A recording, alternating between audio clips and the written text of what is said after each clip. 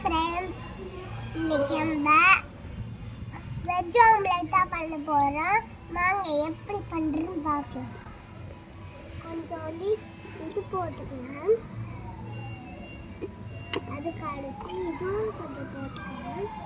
மஞ்சத்தூள், அதுக்கு அடுத்து கொத்தமல்லி, அதுக்கு அடுத்து உப்பு, அதுக்கு அடுத்து வைரமா, அதுக்கு கடலை மாவு எல்லாம் போட்டுக்கலாம். போட்டாச்சு. அதுக்கு அடுத்து தக்காளியை போட்டுக்கலாம். வெங்காயம் போட்டுக்கலாம். வெங்காயம் நிறைய போட்டுக்கலாம். தக்காளி, கருவேப்பிலை கொஞ்சம், தக்காளி கொஞ்சம் போட்டுக்கலாம். அதில் மிக்ஸ் பண்ணலாம்.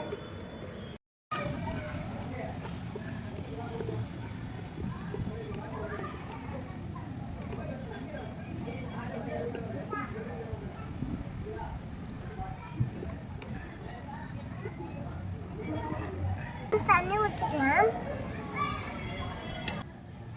ஊற்றியாச்சு. நல்லா மிக்ஸ் பண்ணியாச்சு. கல் சூடாகணும். அது வரைக்கும் கொஞ்சோடு எண்ணெய் ஊற்றிக்கலாம். அதுக்கு அடுத்து